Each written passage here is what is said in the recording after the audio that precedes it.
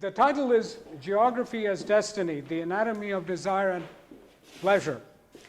If you look at the map of the Mediterranean, you will see it's essentially a circle surrounded by mountains, desert in the south and the east, and another ocean on the left or west.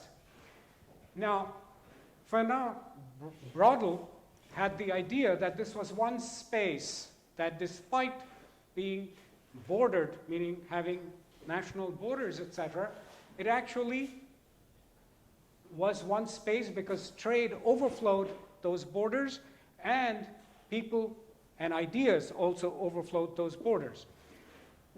And the area was protected, in a sense, from outside the area, which allowed it to function as one piece.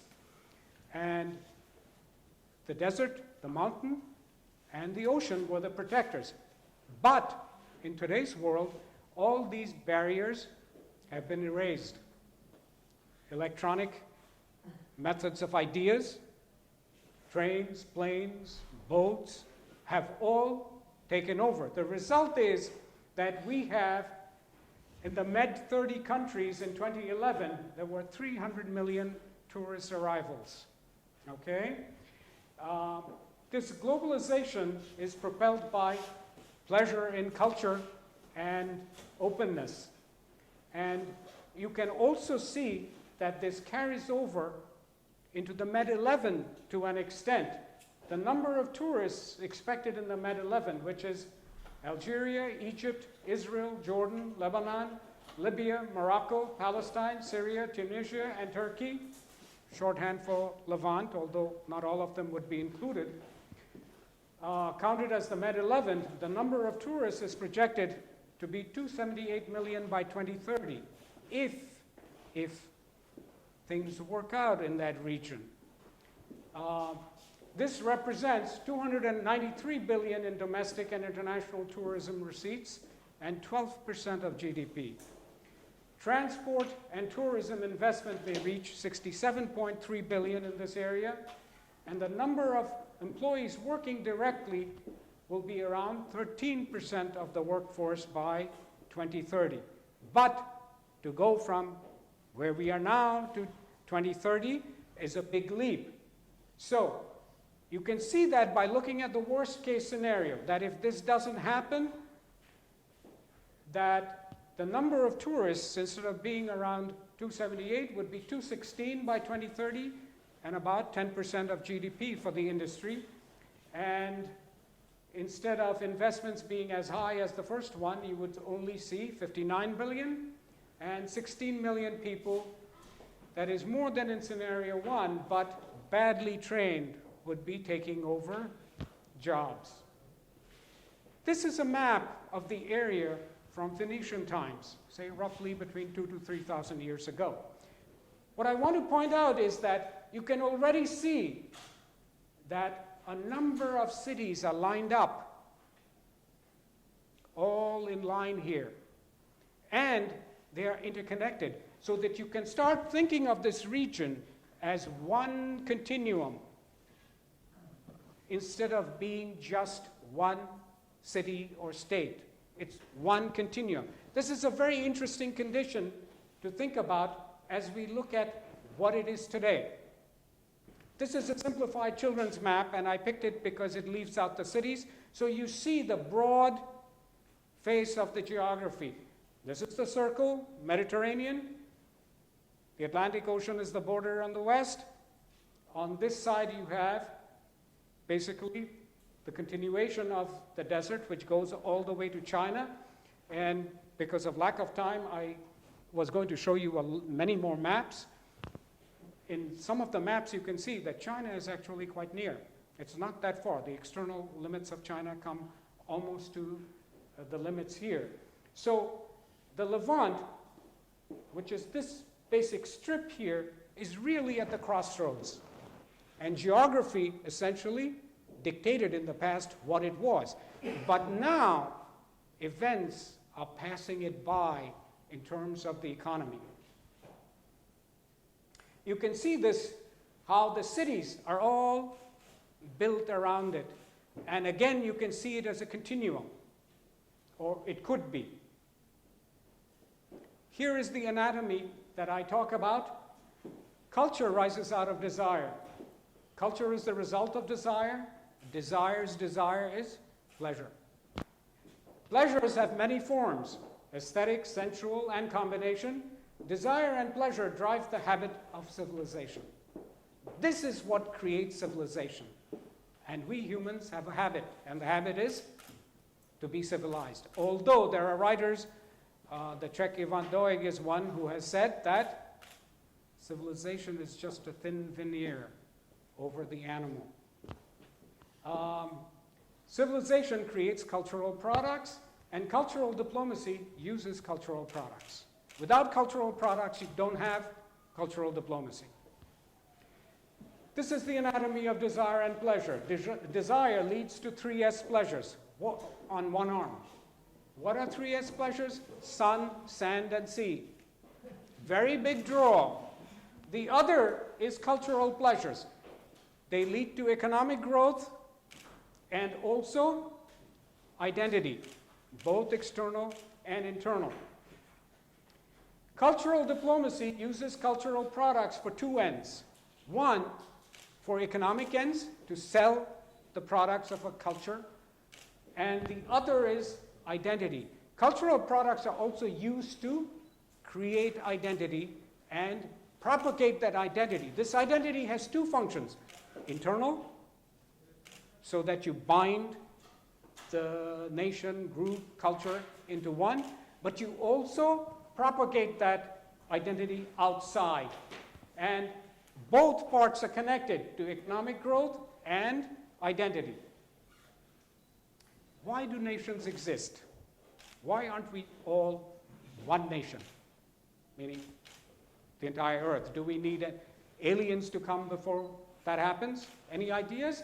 One idea is that there is so much fighting over identity because a nation is really an imagined concept. Just think about whatever passport you have.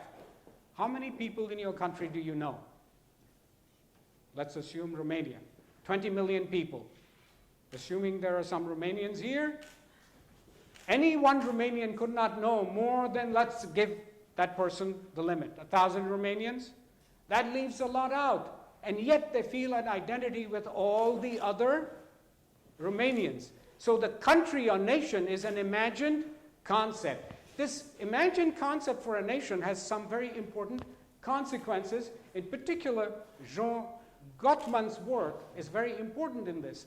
He went back in history and looked at, you remember that first chart I showed you about the map, the Phoenician one?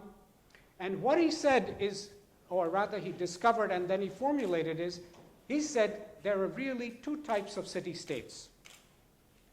One comes from Plato, the Platonic city-state, how Plato wanted the city to be devised. Take it away from the sea, put it inside, and protect it so that you can lead a life of contemplation without getting disturbed by the world. In contrast, Plato's student, Aristotle, who had another very important student, Alexander of Macedon, who became Alexander the Great, he changed that idea and he said, we really want cities on banks or next to the ocean or the sea, and you want to connect them together into an empire. That way you will get a continuum, it will be one empire, and you can control it through all kinds of means, culture, policy, etc.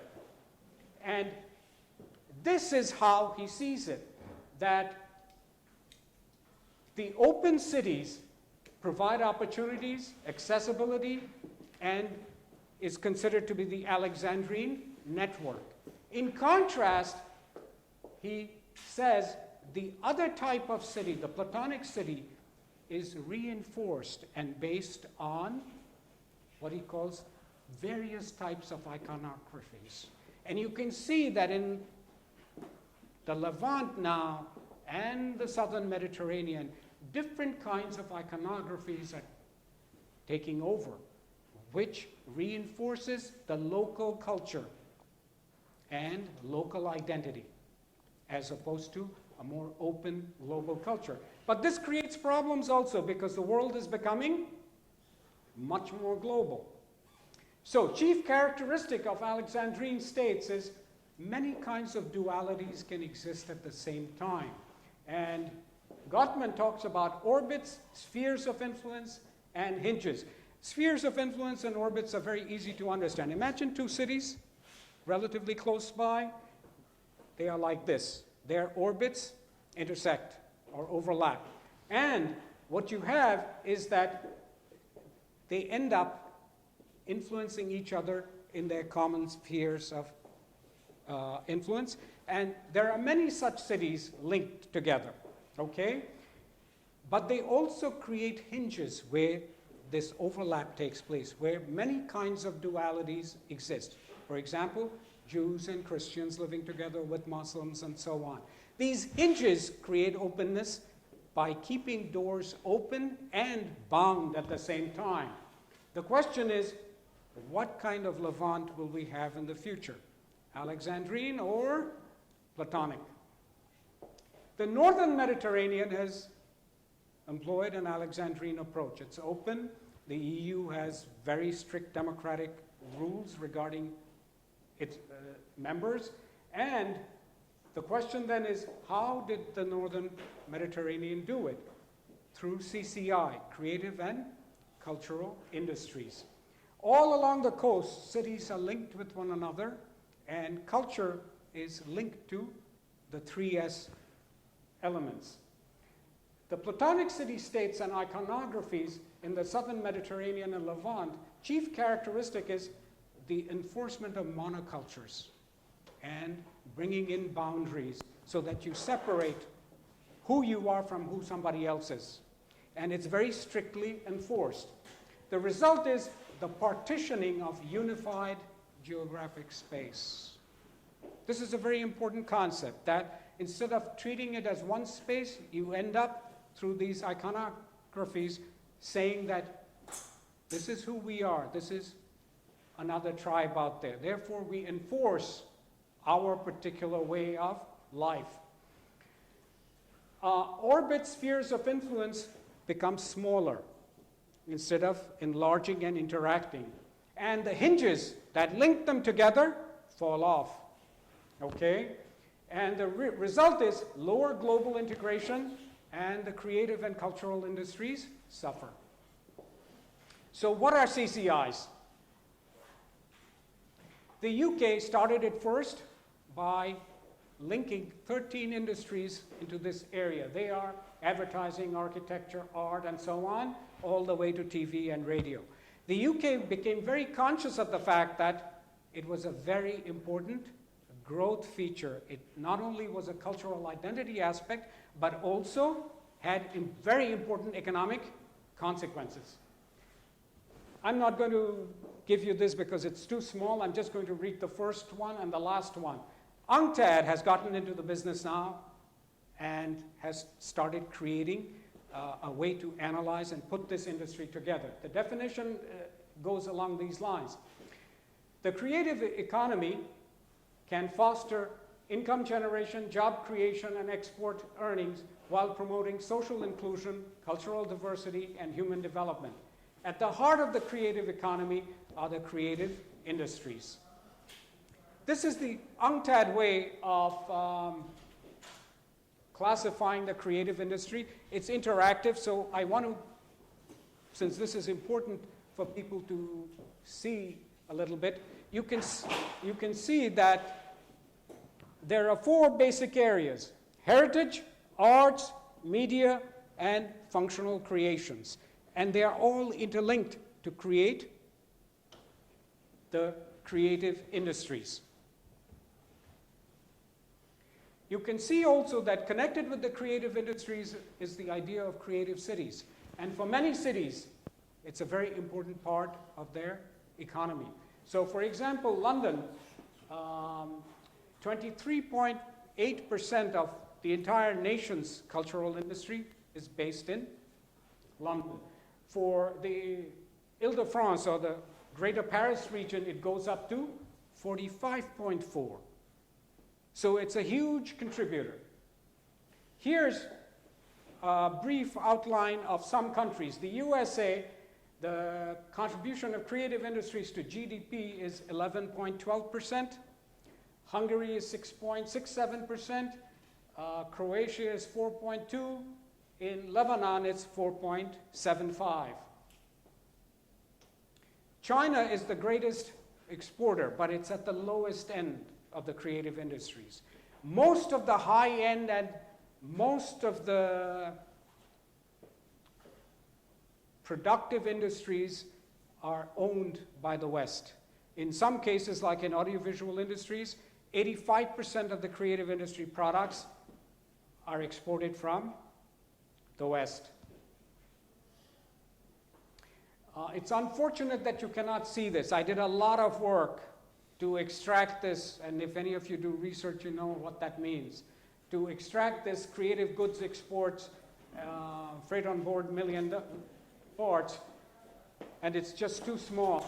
But what it shows is that the Levant is really non-existent in this area.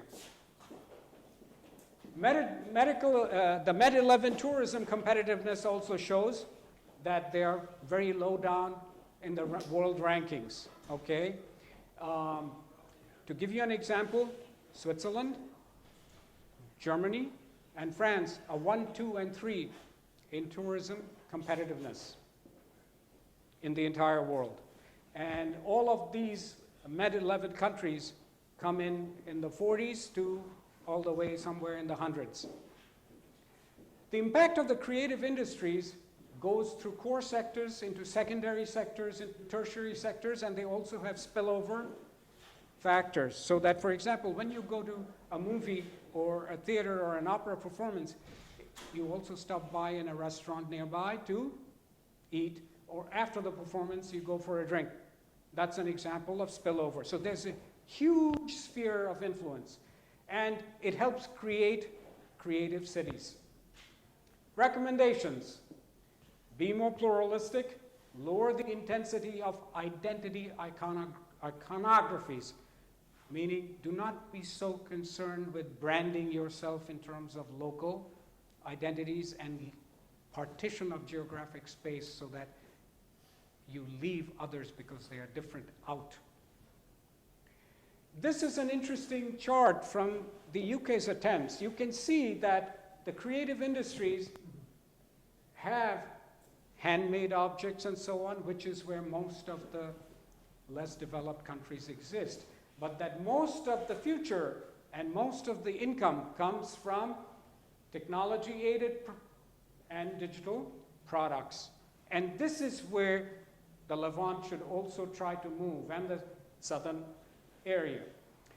And lastly, in 1930, Freud came out with a small book called Civilization and Its Discontents. And in it, basically, he said, we become civilized by controlling our death instinct in terms of killing whatever doesn't agree with us and the other and so on. And you can see that this connects with Gottman's ideas too, the Platonic versus Alexandrine, circulation versus iconographies, local identity versus global integration. And the Levant must use these oppositions to recreate the hinge where it succeeded in the past. That's it. Thank you.